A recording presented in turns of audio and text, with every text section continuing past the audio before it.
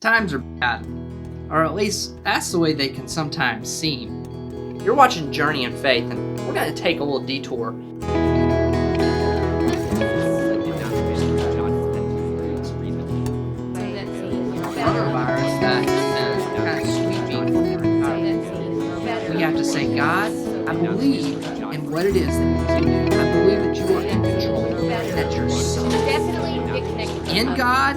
Our trust is, but it doesn't. The Bible says all things work together for good.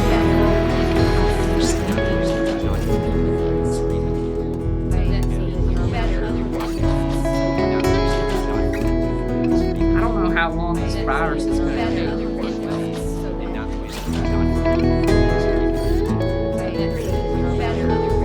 The unknown has appeared. And in a time like this, we have to, as verse 6 says, in all of our ways acknowledge Him. And in that, He shall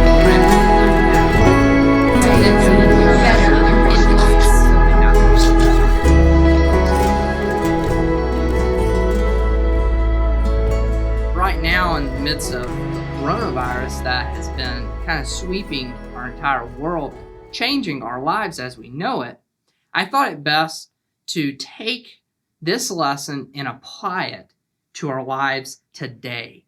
So watch this video all the way through. I know it's going to be an encouragement because what you're going through right now is no different than any other time in your life. So there you have it. The headlines are out. The stock market is crashing. Housing market is going to pot. Everyone's getting sick around you. Blah, blah, blah, blah. It's a lot of noise that we're hearing right now. And I'm going to try to go through a couple of different things that you and I need to remember and focus on. And at the end of this video, you are going to know and have a better understanding for how you're supposed to react whenever the times that we're going through happen in your life every single day. There are things that happen on a day-to-day basis that we have to trust in God for, okay? The coronavirus is hitting the headline. There are other things that go along with this that make it seem to stand out. But don't you remember all the times in your life where something has come into your life? The unknown has appeared. Now you are in the hands of God. And now you begin to fret. Then you begin to worry and fears creep in. This coronavirus is not unlike those times that you have already went through. The question that I have for you as a Christian is, who are you trusting in today? You see, we can trust in the government, we can trust in other people, we can trust in other things, but the one person who we should be trusting in is God. And that's what this lesson is today. It's all about trusting in our God to take care of us. One of the biggest things that Christians seem to forget at times, but often like to say, is that God is on the throne. Is He now? If God is on the throne and He is controlling and He is a sovereign God who takes care of every single thing in this world, He's in control of everything, then why isn't He in control of our finances? Why isn't He in control of this coronavirus? In Romans chapter 8, verse 28, we know all things work together for good to them that love God, to them who are the called according to His purpose. One of the things that the Bible promises is that God is taking care of His children. That means that God is in control and everything that happens in your life is according to God's purpose. He's taking control. He's taking care of His children. Does that mean that everything in life is going to be roses, daisies, and the good life? No, that's not what this verse is saying at all. In Proverbs chapter 3, verses 5 and 6, it says, "Trust in the Lord with all thine heart, and lean not unto thine own understanding." Oftentimes, you and I, we would have an understanding for our life and say, I need to be wealthy, prosperous, and in good health. And this virus needs to just go away, and I don't need to be affected by it.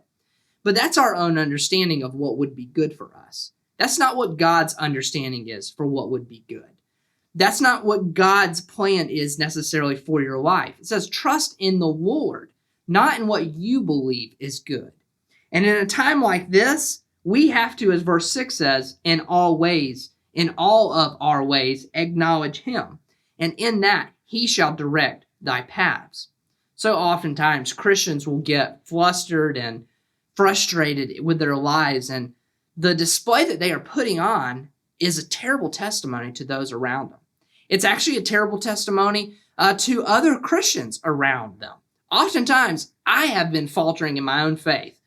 And again, I'm not saying that I am perfect in all this. Don't take that last statement to say, oh, well, Ethan never falters in his trust.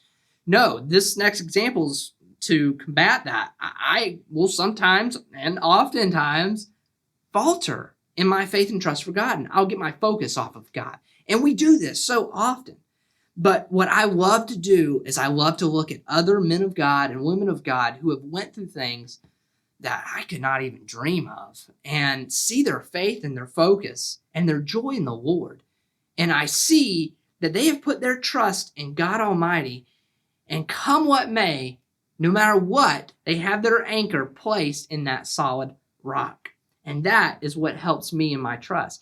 It's a great testimony to see other people living out the fruit of the Spirit. Number one is trust in God for everything. Why? Well, he can back it up. You need to trust in God for your health. You need to trust in God for your finances. So the stock market is crashing. Where's your trust at? Is it in the stock market or is it in God? Where is your focus planted at? Oftentimes, Christians won't give. They don't trust God that it's the wisest decision. Why should I give my money? Why should I give of what I make to God? And oftentimes a passage like Malachi 3:10 is quoted here. It says, bring ye all the tithes into the storehouse, that there may be meat in mine house, and prove me now herewith, saith the Lord of hosts, if I will not open you the windows of heaven and pour you out a blessing, and there shall not be room enough to receive it. God says in this passage, try me. You doubt in my goodness, you lack faith, put your faith in me and just test me out and see if I don't come through. And now in my life, I learned this principle very, very early on in my Christian walk.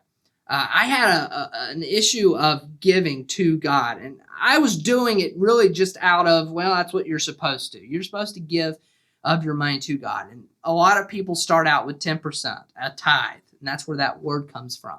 And I remember most of my money was coming in by sales at this point, and I started to fail in my sales. I wasn't selling anything. And it got to a point to where I wasn't making any money, and immediately I was like, well, if I'm not making money, I can't afford to give to God. I'm not doing that.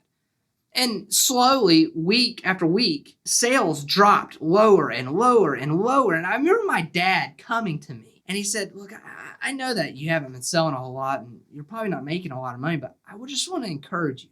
Don't stop giving to God. And I was like, thanks, Dad. I stopped giving to God a long time ago. I didn't say that to him, but that's what was in my mind. And in that, I saw, again, day after day, terrible sales. And at this point, I was making little and little, and things were getting bad. Things were getting tight.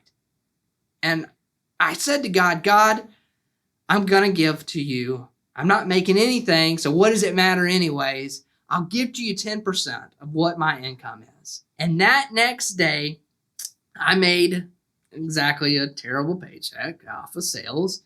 And I said, all right, God, I'm going to do it. I'm going to test you out. I'm going to give to you. And so I gave.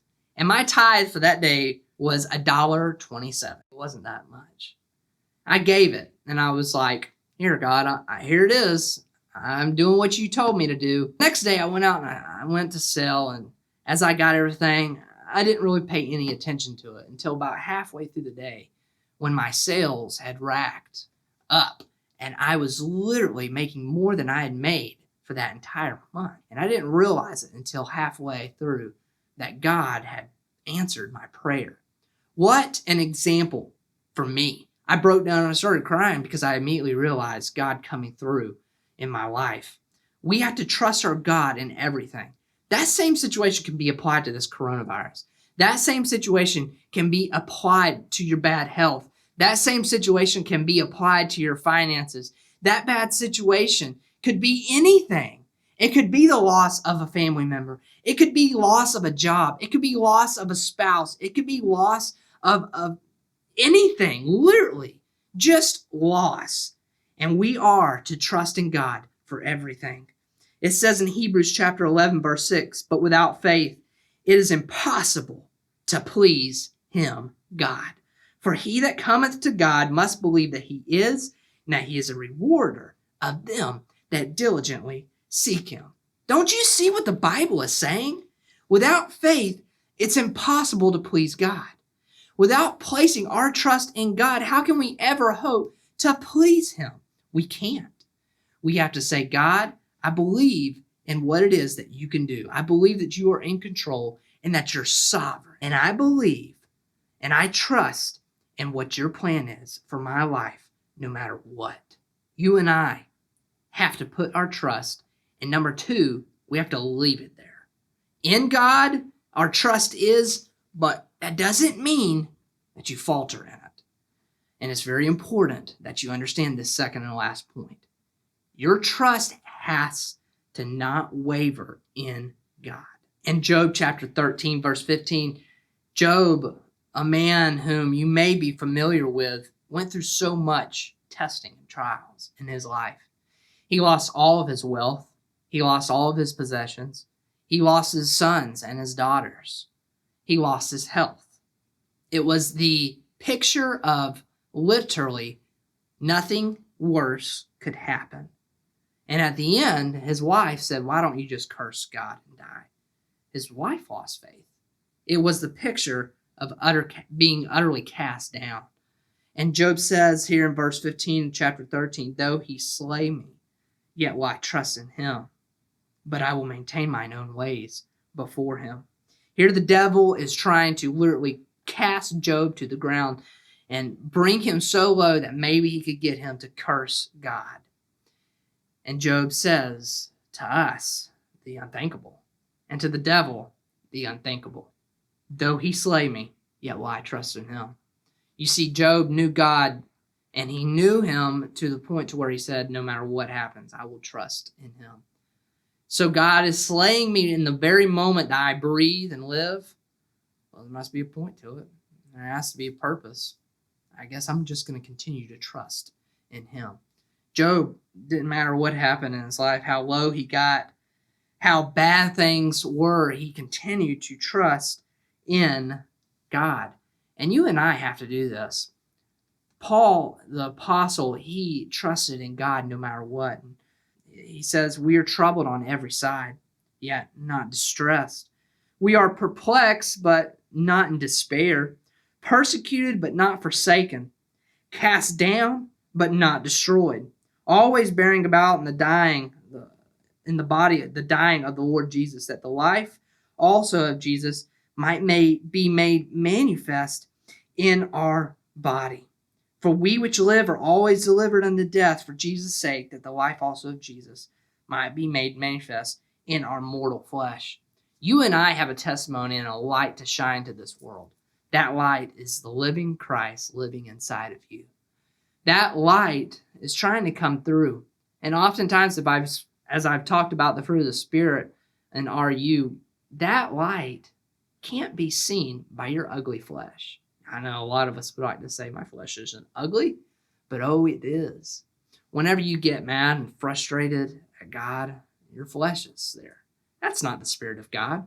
That's not the testimony of Christ coming out of you. That's your flesh. Whenever you worry and you don't have peace in your life and all doubt and anxiety comes into your life, that's not the Spirit of God. That's the flesh. Bible says all things work together for good to them that love God according to his purpose. What is his purpose? Well, it's to conform you to the image of his Son, as it says in that next verse. To conform you to the image of Jesus Christ is God's goal and purpose. Whenever we don't trust in God's plan for our life, and whenever we worry and fear, we show our flesh. We don't show Christ. But when our trust is centered on Jesus Christ, and our anchor is holding fast in the rock of God, that is whenever the light of the world can be shown through through our testimony to other people. But it's a garbage in, garbage out principle. If you're not spending time with God and you don't have a deep relationship with God, you can't expect that the fruit of the Spirit just flow out of you magically. You can't expect in these troubling times to have all of your trust centered and focused on God. I don't know what's going to happen in this world today, tomorrow, next week, over the next couple of months. I don't know how long this virus is going to take to go away. But one thing that I do know is that we as Christians are supposed to have our trust in God and in God alone. Where is your trust today?